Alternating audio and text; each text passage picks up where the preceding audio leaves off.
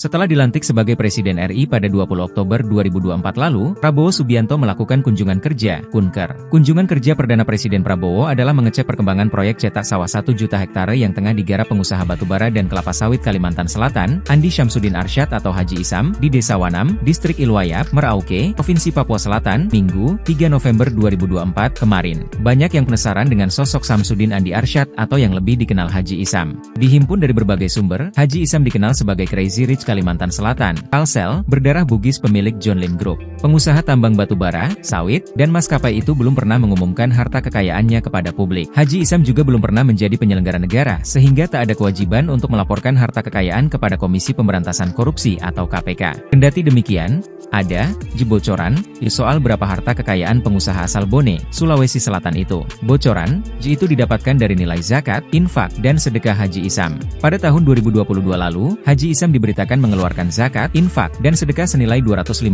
miliar rupiah melalui Yayasan As-Salam Fil Alamin atau ASFA Foundation. Jika 250 miliar rupiah itu adalah 2,5% dari harta kekayaannya, maka harta kekayaan Haji Isam kemungkinan 10 triliun rupiah. Namun tahukah Anda, orang tua Haji Isam dulunya hidup dari segala keterbatasan. Meskipun kini dikenal sebagai sosok kaya raya, Haji Isam tidak lahir dari keluarga konglomerat. Ayah Haji Isam bernama Haji Andi Arsyad bahkan harus meninggalkan kampung halamannya Kabupaten Bone Sulsel demi memperbaiki perekonomian. Haji Andi Arsyad merantau ke Kalimantan Selatan. Di Kalsel, Haji Andi Arsyad bekerja sebagai pedagang tembakau. Haji Isam sendiri memulai perjalanan hidupnya dengan berbagai pekerjaan, mulai dari menjadi sopir truk pengangkut kayu di Kalimantan, operator alat berat, hingga menjadi tukang ojek. Namun, dia memiliki semangat untuk bangkit dan memperbaiki kesejahteraan keluarganya. Pada tahun 2001, sekitar 23 tahun yang lalu, Haji Isam mulai terjun ke bisnis batubara dengan bantuan dari seorang penambang lokal bernama Johan Maulana.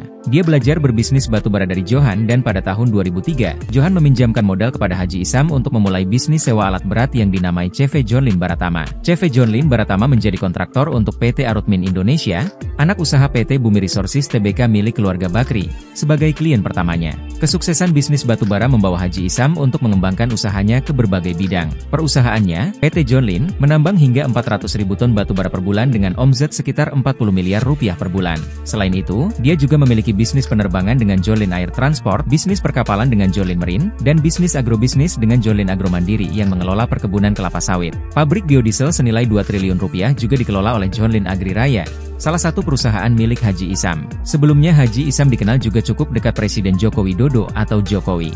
Saat itu Presiden Jokowi meresmikan pabrik gula miliknya di Kabupaten Bombana, Sulawesi Tenggara, pada 22 Oktober 2020. Pabrik gula tersebut dioperasikan oleh PT Prima Alam Gemilang, anak usaha John Lynn Group. Presiden Jokowi menyebut investasi tersebut sebagai sebuah keberanian yang patut diapresiasi. Dalam dunia politik, Haji Isam sempat menjadi wakil bendahara kampanye tim Jokowi Amin dalam Pilpres 2020.